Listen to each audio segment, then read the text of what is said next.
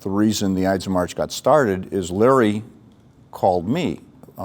3 of us went to Piper School, and we were in grade school band with you. You were on District drums. band. I played clarinet, Jim saxophone. But the 3 of us were at the same grade school, and in high school, I think it was between maybe freshman and sophomore year, you called me up. It was over the summer, and you knew I had a guitar, and that was kind of the start of things. You guys were talent scouting me out, and I didn't know it. We saw you, we were sitting up at the bleachers Yeah. at that show. 4th of July. Yeah. Morton West. I was in a terrible band called the Renegades. One guy didn't even have a guitar case. He just came with the guitar. I remember, even then I knew that was really Bush League, you know. And he was a greaser too. And like I was, you know, I had kind of, not long hair at all, but this guy had the pompadour, you know. And I remember our drummer was terrible. And yet we're in front of, you know, 500 people at the 4th of July, Morton West, 1963. And I remember counting off 1, 2, 3, 4, and we were going to go into our first song called I've Had It by the Bell Notes. When I saw her on the corner, then I knew that it was a goner. I've had it. Well, I've had it. Yeah. Sure. And I remember, you know, as I was counting off, I felt like I was diving into the abyss. And I guess I was, but the fact is that's the first time I really felt that panic that you just overcome, and you count it off, and here we go. I guess I did pretty good because about a week later, who knocks at my door? Well, Bob and I knew immediately, hey, that guy can play 3 chords really good. I knew bar chords too by that time. That's the big deal. You knew bar chords. Laurie said he does something like this, and he does like an E up the, and that was like, holy cow, that this is a revelation. Yeah. So we went to Jim's house and we knocked on the door, and the 2 of us are, you know, the door opens and there's Jim. And, what do you want? Very open. Well, we saw you at the show, and we'd like to have you in our band. No, band. No, it wasn't quite like that. It was pretty, well, that's how it felt. I said, well, I got my own band. Yeah. Dude. Yeah, and then You're and you too cool started- for school. Yeah. And Bob and I are standing there looking at each other like, well, you know, what are we going to do? I'll let you continue. Well, I guess, you know, we asked Jim to a rehearsal. Well, before that, there was one more visit to the door. Okay. And this time, you know, you wore me down. You wore me Well, down. your mom. Well, this time your mom answered the door. Okay, yeah. Hey, Jim, get over here. Get This guy's over gonna here. talk. Finally, I said, okay, I'll come to your rehearsal.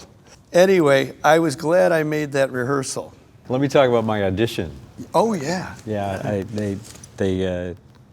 you came in, you got me at school and said, hey, we need a drummer, and can you come and audition for us? And so I came in and said, well, what, you know, I just got my set about 3 weeks ago. What do we play? And you auditioned The Game of Love and Land of a Thousand Dances. Yes. And I happen to know the drum beats for all those. We were blown away. We worked for about 2 weeks with this other drummer who will remain nameless. Pete Best. Yeah, Pete Best. He was the beat best of the Ides of March. And all he knew was boom, boom, boom, boom, boom, 4 on the boom, floor. boom. So I said, okay, I'm going to count off The Game of Love. 1, 2, 3, do-do, boom, boom, boom, boom. You're in. Yeah, within 3 seconds, we knew that you were in. Oh, my God. Plus, I had the station wagon. And that, well, yeah. With that in mind. That too, yeah.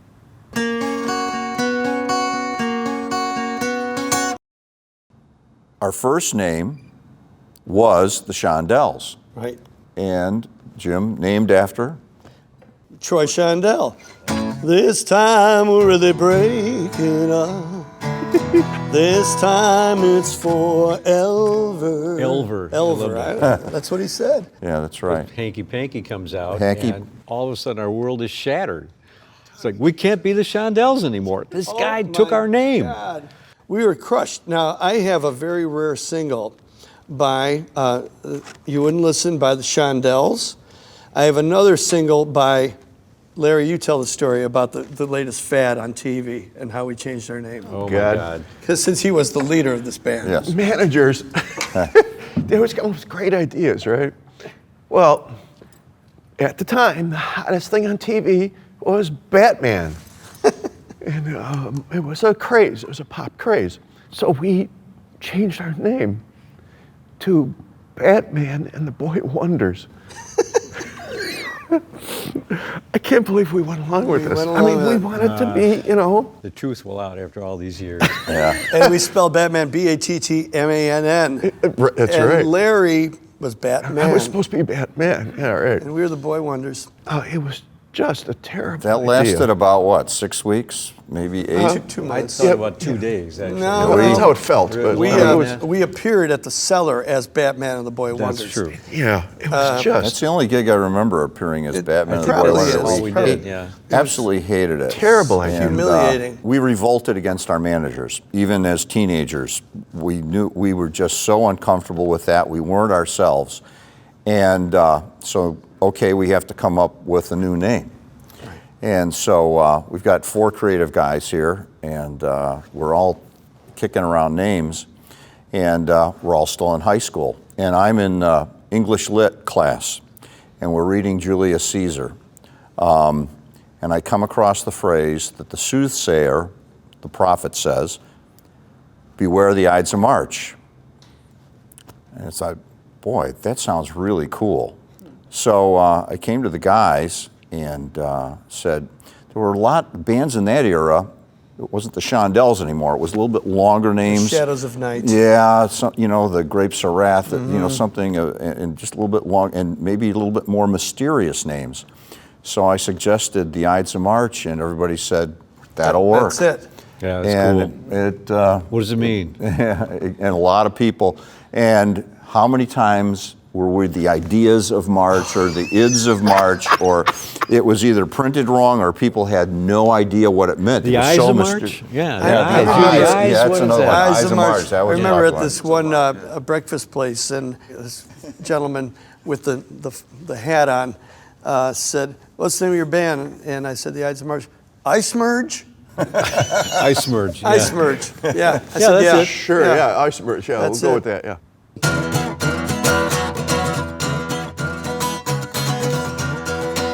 The fact was, okay, it's great, we can be the best band in the world, but if nobody hears you, who knows? And that was our goal. And in October 1964, and it was mid-October, I don't know if it was the 14th or the 16th, right around there was our first gig. People listened and they seemed to like it, and we kind of took it from there. Yeah. Absolutely. And at one point, we collected the money that we were earning, correct me if I'm wrong, from the sock hops No, at Morton right. West. And we put it in a kitty, and after about a month and a half of collecting the money, we had enough to cut our first record. And we had heard about this studio called MBS, Midwest Broadcasting Service, on Wabash. It's no longer there. They had a 3-track machine there. 3-track, right. You could record the music, and then you could record the vocal, and that was it. Yeah. So we get there. Now, you can take over from there anybody who wants, but the tragedy near the end of that day. You I don't remember what I'm remember. talking about? No? We stretched. Yeah, they were Oh, yeah, mixing okay, down. you want to set it up. Well, they were mixing down. We thought we got a good take, and we were taking our little instruments and stuff and getting ready to go. And the guy came out of the studio and said, "We got to do this again." I stretched the tape, mixing it down. Stretched the tape. I stretched the tape, so We're like, and we had our instruments packed up already, right? yeah, we were all ready to walk out and feeling really good. And all of a sudden, oh my God, Two it's songs lost. gone. Musical lost. history lost. Yeah. Right. So ever the troopers, we got back, set up the instruments and did it again. And that's what you heard on this 45. We put it on our own label called Epitome, which everyone called Epitome. Epitome. Yeah. Hey, what is this Epitome label? Yeah, you yeah. So one side was No Two Ways About It, the other was Like It or Lump It. And inevitably, all of our names were misspelled underneath as writers. Right. They have a guy at every label that's job is to misspell every name. I think so. Yeah. And they did it. Light it up and up. Light it up and up and up. Light it up and up. One thing Jim found out was we could sing. The 3 of us could sing. Not only could you sing, you would stay on your harmony parts. which is unheard of. With the Renegades, if you sang and then you moved up, they would move up with you. No, you don't get it. You're supposed to let me stay there and do the third above. Yeah. But I think the other really noteworthy thing is, we're, of course, celebrating 50 years this year as another band that did pretty well called the Beatles also started that year. And at our first rehearsal, we took time, we took a break, and we watched Ed Sullivan. And of course, prior to that, I think I wanted to be the Ventures. I don't know about you guys. Oh, yeah. You kidding? Mike, Yeah, the Ventures were the Walk Don't Run album. I mean, I used to come home from school and watch Where the Action Is and other TV shows, and Ventures were like my first. Noki Edwards and all those cool guys with the cool guitars. Nobody else ever used those guitars, right? Right. Yeah, that just inspired me. And they had a hot chick on the cover. Always. Never forget Always, that. Yeah. Who cares about Noki Edwards, man? No, but they were our heroes. And when we saw the Beatles, we go, oh, that's what we should be doing. What's all that screaming? Yeah. They don't do that for the Ventures. No. It just energized us. That's what we wanted to be. That was our new role model. And we started, we started working out Beatles songs, but we also started goofing around with originals, right away. So within our unit, our energy, we had Jim always coming up with new songs. And that continues.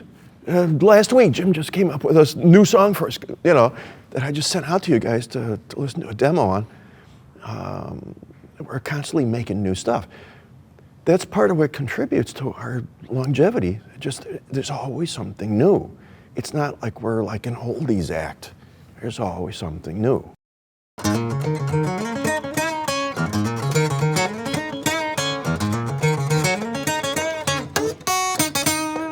Larry is a great collaborator in a sense with arrangements and songwriting. He's also a great colorist in terms of adding just the right touch sonically to our records. And he was helping me on a few chords the other day, and it brought me back to 1966 early. We used to make, all four of us, pilgrimages downtown, and this was Mecca for musical instruments. It was like going to Disneyland for us. It really was, happiest place on earth. So we spent a lot of time in Lion Healy. This is the second floor. And I had started a song called You Wouldn't Listen. And we were just getting ready to audition for Mercury Records.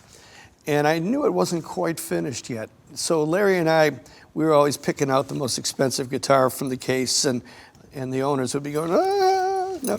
So before they could catch us, we'd be plugging in and playing. And Larry went, the ending of that chorus, it could be like G, G, G, G, D, D, D, D, A, like the Birds do and feel a whole lot better. Oh, that won't work. Let's try it. But you have gotta pay, you've gotta pay.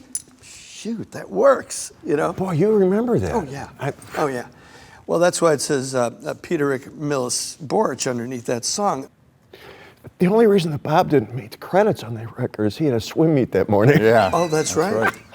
It was my birthday. It was my 15th birthday. And we pulled an all-nighter at my house. And we took a break at about 3 o'clock to go in the morning to get sleep.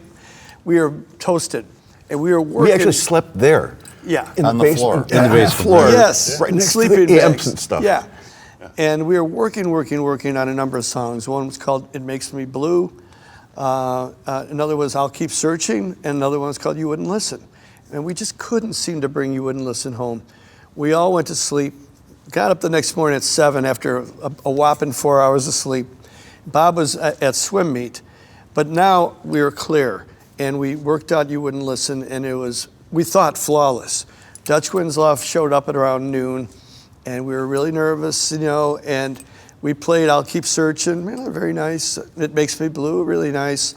And then You Wouldn't Listen. And he perked up. And we got done playing, and he goes, guys, if you add a modulation to that song, it could be a #1 record. And we all look at each other and go, what's a modulation? Exactly.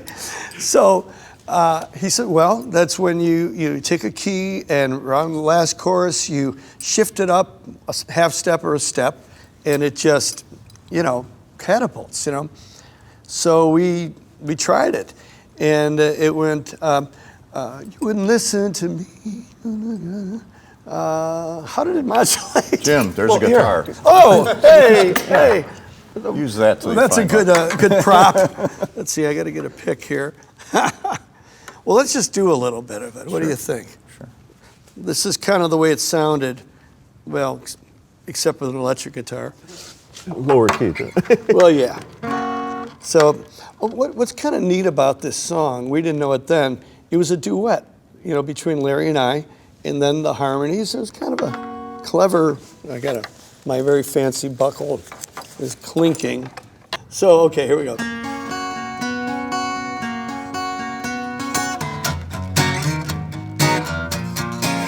I told you he was a fool. You wouldn't listen to me. He'll break your heart. You wouldn't listen to me. He'll tear it apart. You wouldn't listen to me. So you better get smart. You wouldn't listen to me. You wouldn't listen to me.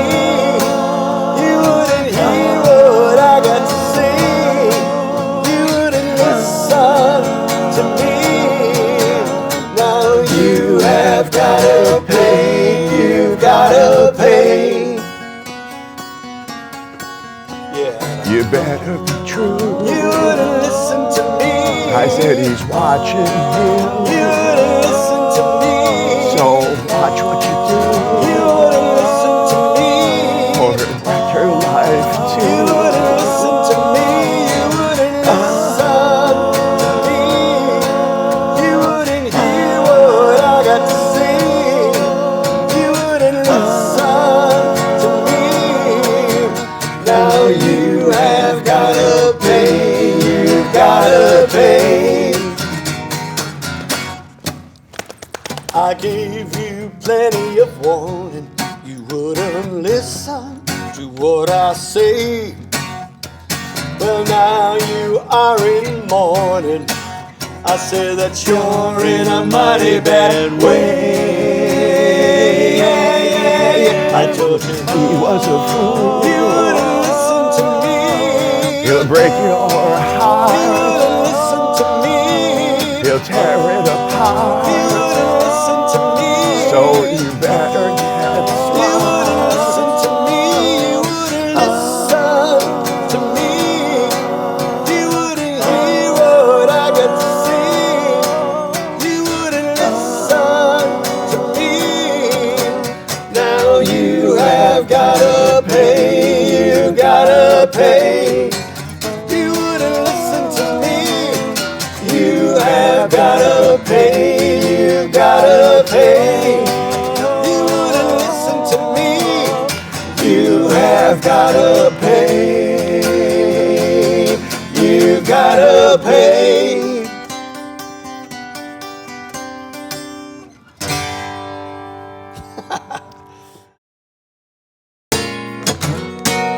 Get ready. You Wouldn't Listen was the very first time we heard anything of ours. We had just played a sock hop at Morton West, and that was our big way of exposing ourselves, so to speak. Our new material. Yeah, right. And they set up these risers, and we played, and the pom-pom girls were dancing, and Well, that's why we played. that's why we played. So it was after the basketball games, and we packed up the equipment, we put it in, I guess, Mike's car or whatever, and we're pulling up Larry's driveway. And then I remember we didn't load equipment, we drove around and listened to it. Oh yeah, I remember that. And I always say the best way to hear a pop hit is through the dashboard on AM radio. I still say that. Well, if you ever saw the Tom Hanks movie, That Thing You Do, it wasn't too different from that. When you hear your record on the radio for the first time, there's nothing like it. It's like, explosion, excitement. You want to run down the street and go, "That's us! We're on the air!" It's unbelievable. And each time that we had a new single out, and we'd hear that on the radio, it was thrilling. Here's a great story. we go down to the studio with our manager to record our second single now. Our first single had been out in the spring. It was summertime now. It's like August or something. We go down to the studio and record a song. It's called Roller Coaster. And it's a great summer song. It's exploding energy. It's like the Birds. It was really good. In fact, it still is. We sometimes do it. Should bring that back. Yeah. And, so we record it. We're excited. It's thrilling. They make an acetate at the studio so you could hear it immediately. But it was like a temporary pressing that they could make. So they make an acetate and, okay, we'll see you guys. We're driving, I remember this, we hit Cermak Road off the expressway and we're coming down Riverside Drive back to my mom's house and we're listening to WCFL and Roller Coaster's on the air. We're not even back to the house yet and it's on the air. We're pulling in the driveway. We hear new from the Ides of March. It was Roller Coaster. Unbelievable. Yeah, we were just, What the car rose about 3 feet off Yeah, the ground. yeah. We Oh were, my wow. God. Those were the days, let me That tell you. was amazing. I've yeah. never heard of that ever happening to anybody else. It's No. just like, oh my God. I mean, they were so, our managers, here's this hot piece of property in CFL, put it on just immediately. Yeah, they could actually, oh, sure, we'll do that, No, nowadays it's a whole corporate money, who's out, charts, But then you could actually go to the big radio station and get something played immediately. It was unbelievable. What a scene.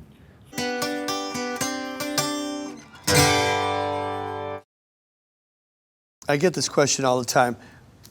As a songwriter, the biggest question is always what comes first, the music or the lyrics? If I've heard this once, I've heard it 1,000 times.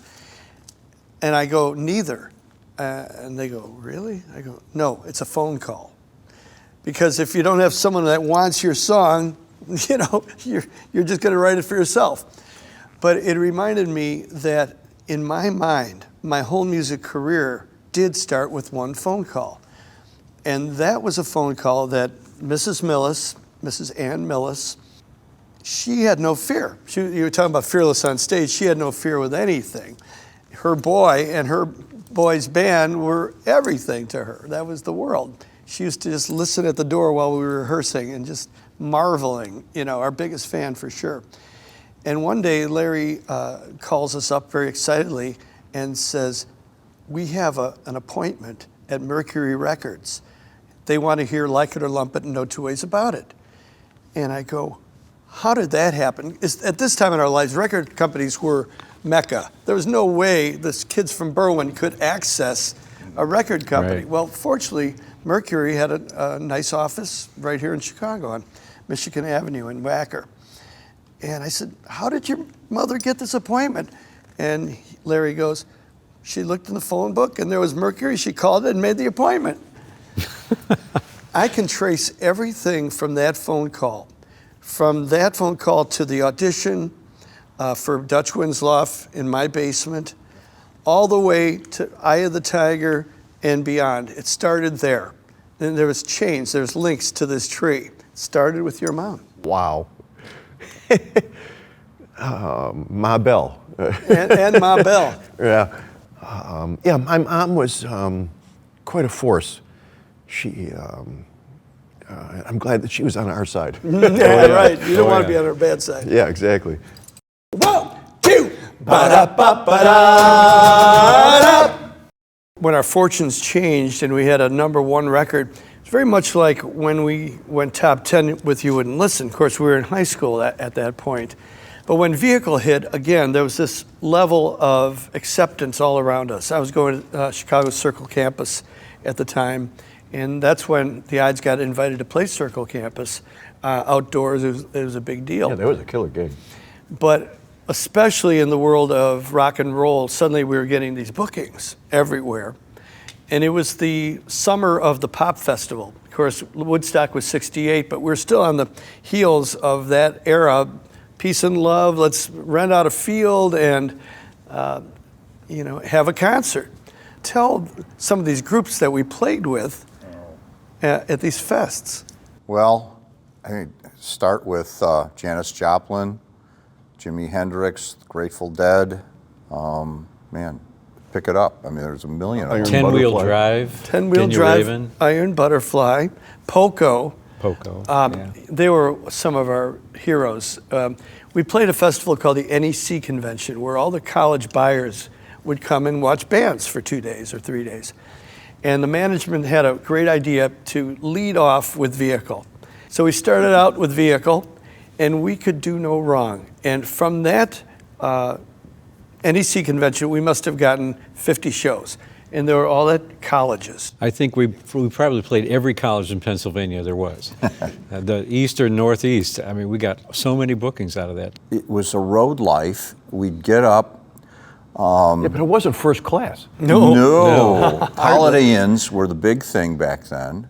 If We that. made those, yeah. And to save money, we usually, and we weren't in the rooms that long because we had to get up and drive the next morning, but so many times, what do? We put the mattresses on the floor. On the floor. Sure. We One split guy with was on the 4 box guys in the spring, room. one guy slept on the box spring, one guy slept on the Right. mattress on the floor. And if you did good that night, you got the magic the fingers. The bed that went. If we had the quarters to put in. Yeah, Right? if you had the quarters. Those were some of my best times in my life, though. Yeah. You know, I remember when we would have mattresses all over, and we would order a pizza, and we would just be telling stories and eating pizza. I always say this to people, that I never felt more taken care of than when I was with the Ides of March. Whether it was in a van or in a motel room eating pizza, I felt like I belonged. I felt that that's where I needed to be. It was a very exclusive club, and it was family. It was way more than just work. It was family, and going out there, and including the road crew and all the guys we were all so close. We were all so close. And one of my greatest companions for the Vehicle, after Vehicle, in the next 3 years is my 1969 Gibson Les Paul Gold Top. This was with me all the pop festivals. You know, I remember, like you said, opening up for Janis Joplin, and I was the guy that would be playing, but then I would play it over my head. Still do that. That's why I have arthritis in my neck. I played it like a violin. Yeah. Got some bad reviews for that, by the way. But this was always the guitar. This, see this, I don't know if you can see this. It's a daisy. Now, this used to be a psychedelic, you remember it. Absolutely. Psychedelic sticker, and it sticker. said Jim on it. And I Somebody did that. gave it to you, like a Somebody fan? gave it to me, yeah. stuck it on your- I stuck it on because it was hiding a chip that I had on the top. Little did I know that was the cleanest part of the whole instrument was that chip. But that's why I put it on, to cover a chip. So, and then years later, I didn't want the sticker anymore, and I peeled it off, and it left the imprint of the daisy. Of course. So this will always be the Daisy Gold Top. But I remember, if you notice, I loved belts, and the bigger the buckle, the better I liked it. And scrape up the back of the The guitar. bigger the man, the bigger the buckle, right? So this is honest, everyday buckle wear. Yeah. And we were playing Joplin, Missouri in 1972. And you remember we had those coil cords? That was Yep. before wireless. It was before straight cords, these coils. And I got away with throwing my guitar up and catching it at the end of Vehicle. One in Joplin, Missouri at the university, I threw it up, and it came crashing to the ground, shattered the neck in 3 pieces. I was crying, literally crying. I borrowed a Firebird for the next show, which it was a beautiful guitar, but it was no Les Paul. But years later, I had a new neck put on. So that's the only compromise to the very original Les Paul. But this has inspired a lot of songs throughout the years.